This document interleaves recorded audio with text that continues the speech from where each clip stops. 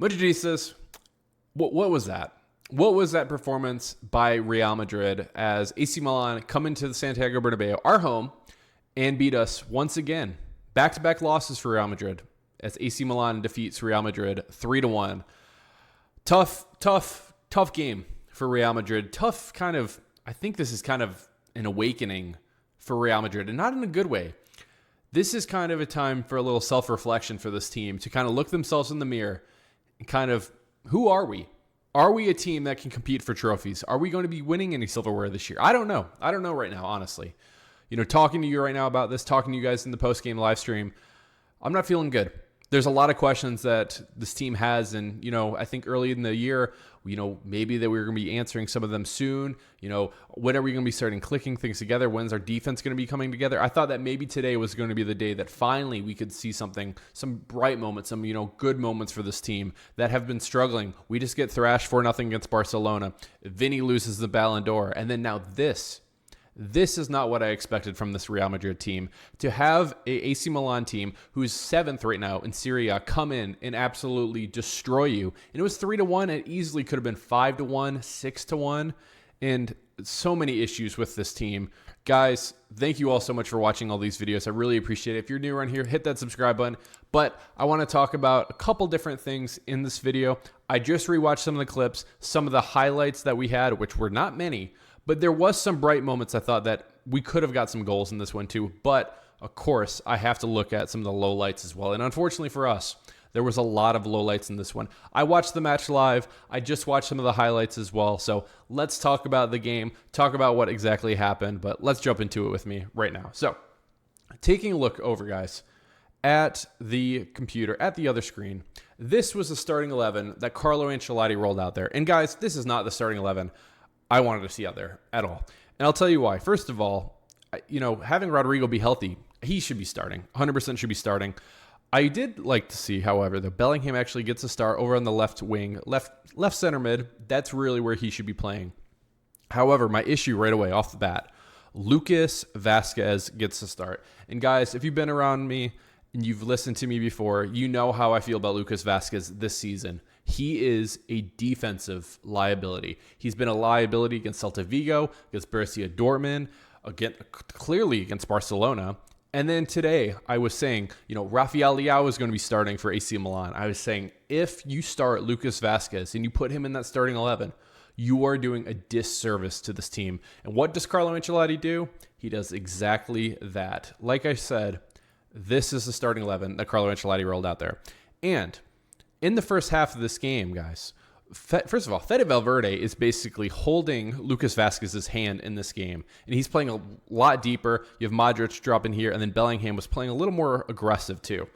But the fact that you need Fede Valverde to come over and hold your hand is a huge issue that I have right away off the bat. But taking a look over at SofaScore, this is the ratings from everybody. And as you can see, not good. Not a good day. The one thing I do always like to look at, though, first thing, is the player's average position. So this takes a look at the entire heat map for each of the players and basically compiles it all together and then averages it out. And so as you can see, first of all, look at these two. Fede Valverde and Lucas Vazquez are basically holding hands out here because I mentioned it. Lucas Vazquez is a liability, but we'll talk about why he's a liability.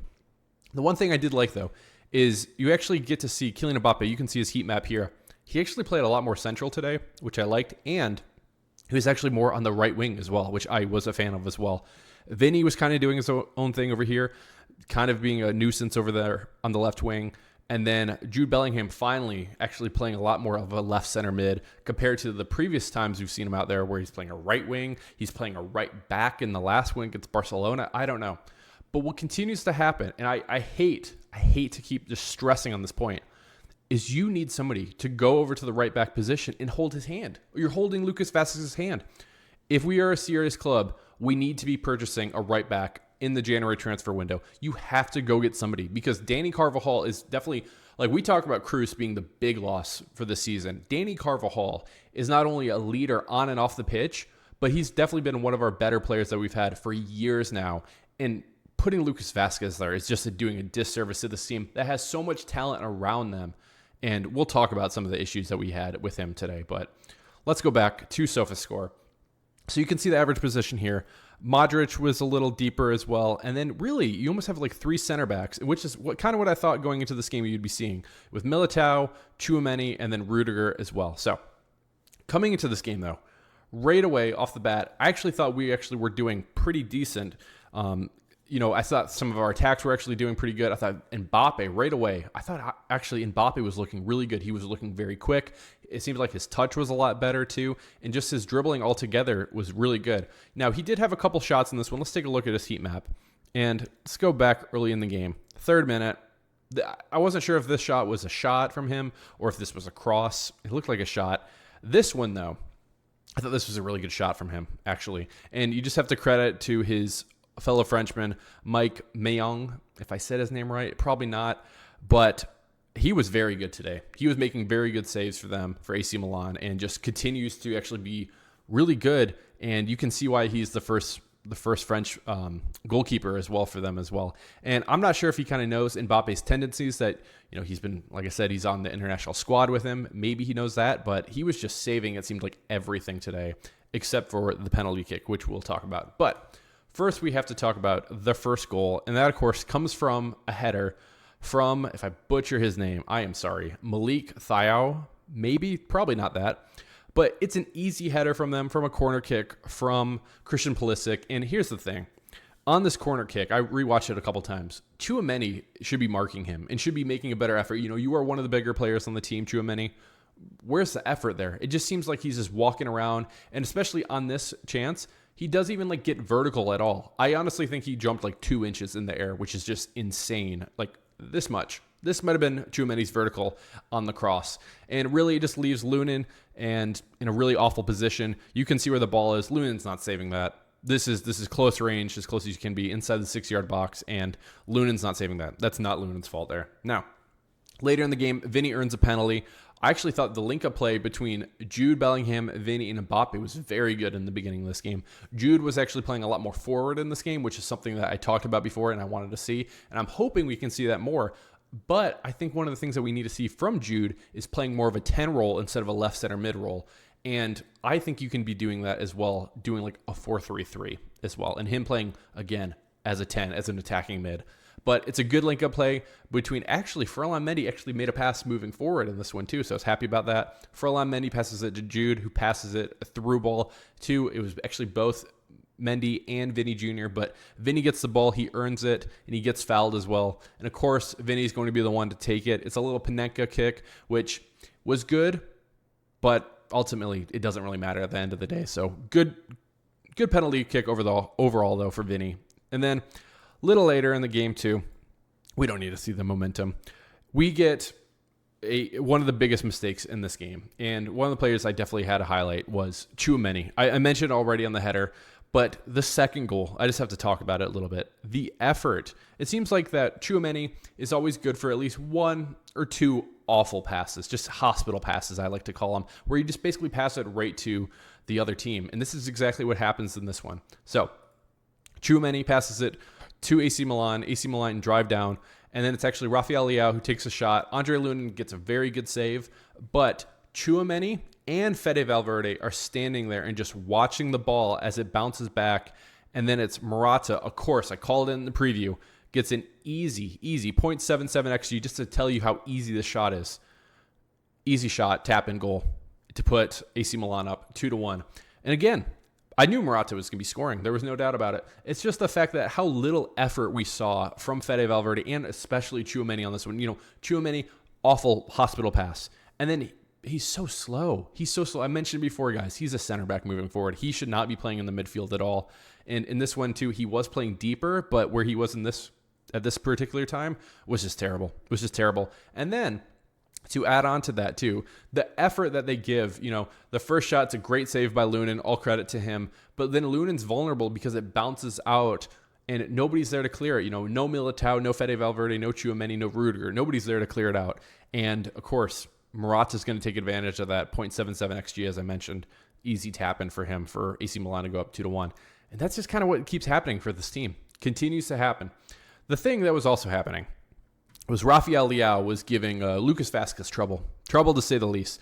He was cooking him. He actually not only was he cooking them so bad today too, he dropped Lucas Vazquez. Literally, Lucas Vazquez was on the pitch today, laying down because he got dropped that bad from Rafael Leao. And the thing is too, Lucas Vazquez isn't fast anymore, guys. You know, he used to be a right winger. You know, he used to be more of a right wing back, right? He's too slow. He can't, if he's going to be playing as far forward as he was in this one, as you can see on the heat map, he needs to be faster. And the thing is, he's not fast. Rafael Leao was cooking him. Theo Hernandez was cooking him too, was just driving the ball right past him and then crossing the ball into the box. And unfortunately, that continues to happen. One thing I do need to highlight, though, is there was a couple opportunities in this game that Eder Militao actually I thought did very good in this game, too. There was a 2-on-2 opportunity in Militao. I believe it was between Christian Pulisic and Rafael Leao, and Eder Militao did a perfect job defending it. So quick shout out to Eder Militao on this one, too. But guys, I was talking about it at halftime. I said, you know, I was actually liking a lot of what I was seeing from Kylian Mbappe in this one and from Vinny and Jude. And honestly, I'll be honest with everybody here. I actually thought that Kylian Mbappe was probably one of the best first half only, that we've actually seen from him today. He looked awesome on the attack. Was he being clinical and actually finishing the ball? Nope, he wasn't. And that's the thing that he needs to get better at. But in terms of visual and like how fast he was looking and how much he was controlling the ball, I thought it was very good. Same thing goes with Vinny. I actually thought Vinny and him were linking up very well. Vinny was delivering balls into the box. He had a couple shots in this one too that I thought that might have been able to be goals too. But again, I mentioned, I'm going to butcher his name, guys. Mike Mayon, the French goalkeeper for AC Milan, did a fantastic job saving basically everything today too. There was one chance later we'll talk about with Brahim where I was saying, wow, I cannot believe he saved that. My big issue, though, turns to Carlo Ancelotti at halftime. You know, you've already made the mistake out there of putting Lucas Vazquez out there. You've already made the mistake of starting Tchouaméni. You know, here's my thing, guys. Where is Camavinga in this game? I mentioned it in the Barcelona match reaction that Camavinga was by far the only player in that game that was actually doing anything for this Real Madrid squad. And you don't start him? You don't. So what I was saying at halftime is, first of all, Lucas Vazquez needs to be gone, 100%. I was saying maybe you can move Fede Valverde back there because he's basically already playing right back. He's basically holding his hand. Let's move Fede Valverde back to right back. Let's take Tchouaméni off, bring Camavinga on, and then let's bring Arda Güler on for Luka Modric. I didn't think Luka Modric did anything great today. I also didn't think he did anything awful today too. But he just wasn't really offering what I need from a center mid who's creating chances for us and helping get goals. That wasn't happening there. So that's what I wanted to see. What does Carlo Ancelotti do? He does not listen. He does not listen. Camavinga comes on finally for Fede Valverde. Explain this to me, guys. Why would you be taking off Fede Valverde at all? Because you basically had 11 days worth of rest for this team. You know, after the Barcelona match, that was a while ago now, it seems. Why are you taking off Fede Valverde? If anything, Fede Valverde was going to be helping you defensively. And so you bring Camavinga on and you take off Fede Valverde. And then you bring on Brahim Diaz for Tchouaméni? Does that make sense? That doesn't make sense to me. But that's what Carlo Ancelotti did. He brings both of them on. And I don't love it because basically what happens then is Brahim is now playing the right center mid, and Camavinga is playing a lot more central as well. And so now you basically have Brahim Diaz here helping out with Lucas Vazquez. Because, guys, here's the thing. Lucas Vazquez plays the whole 90 minutes today. He never comes out of this game. Nope. No, because for some reason, Carlo Ancelotti thinks that he did great today, and he continues to put him out there. And I have an issue with how poor Lucas Vazquez is playing, but I also have an issue with the decision-making from Carlo Ancelotti.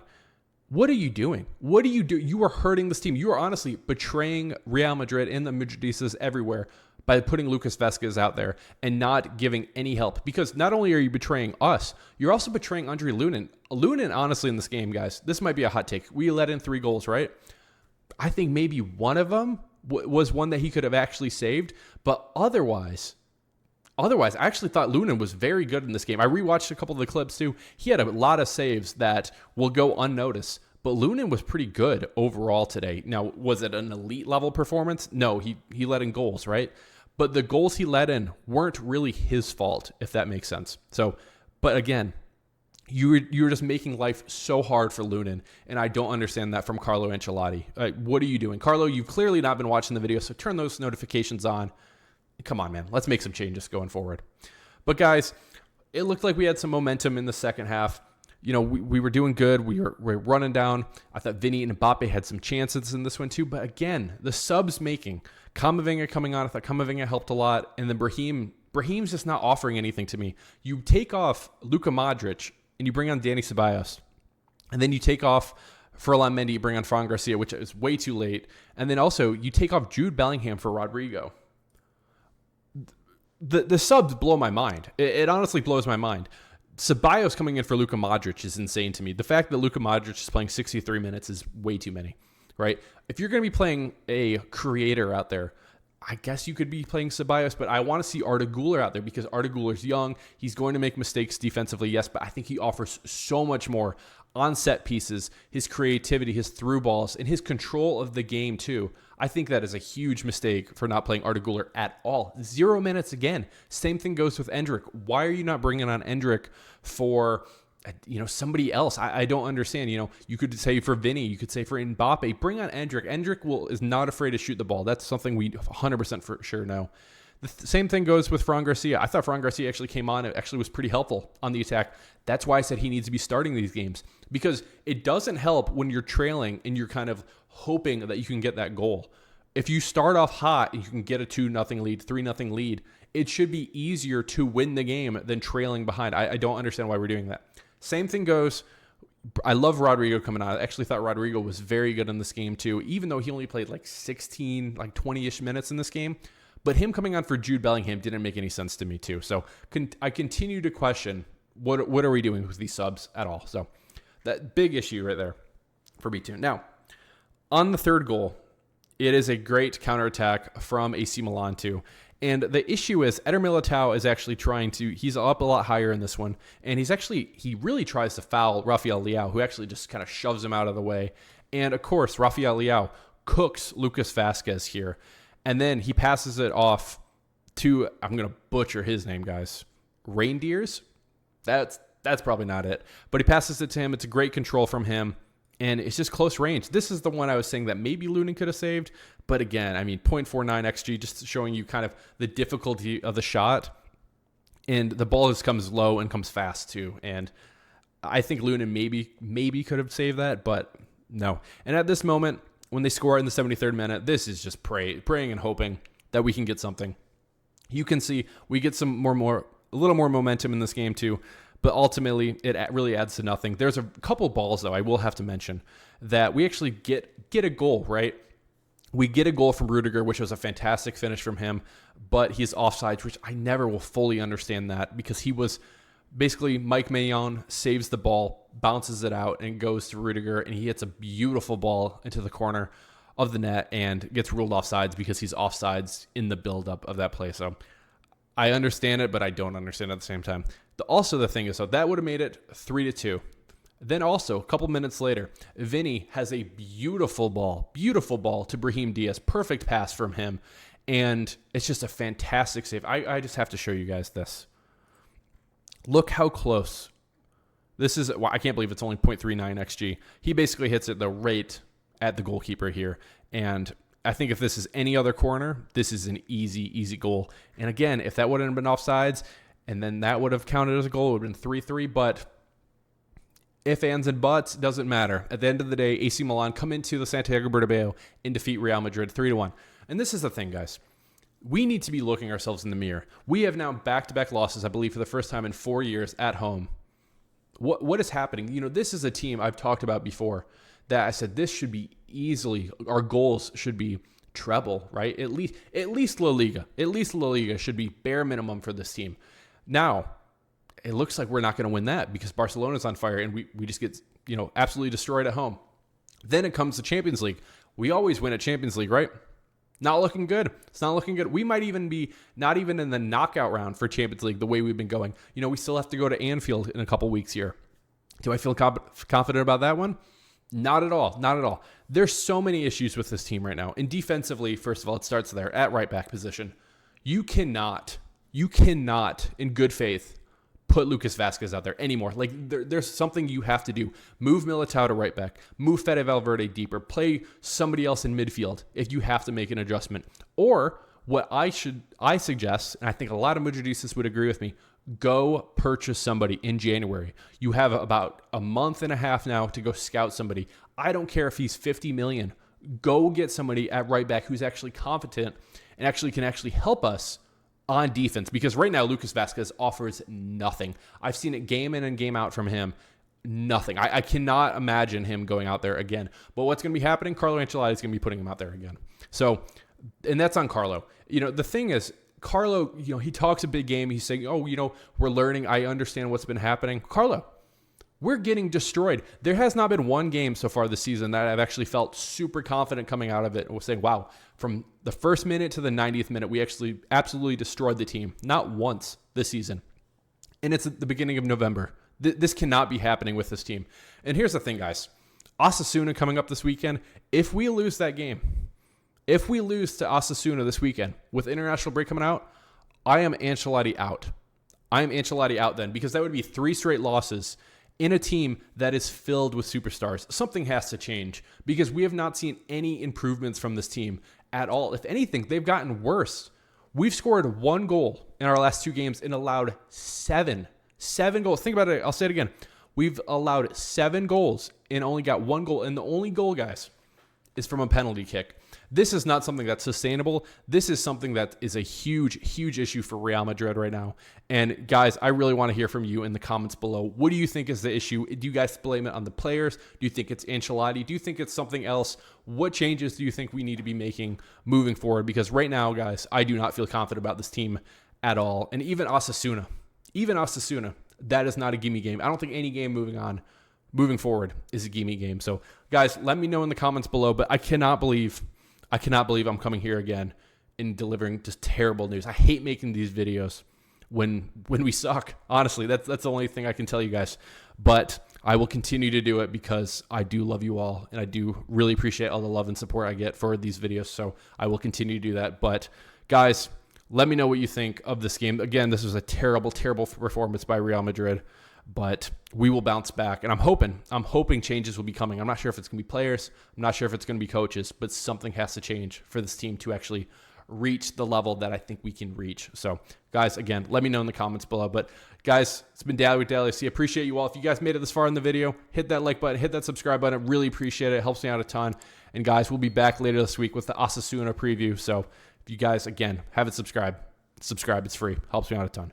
Guys, it's been Dally with Dallyfc. Cheers. And always, guys, always, Real Madrid.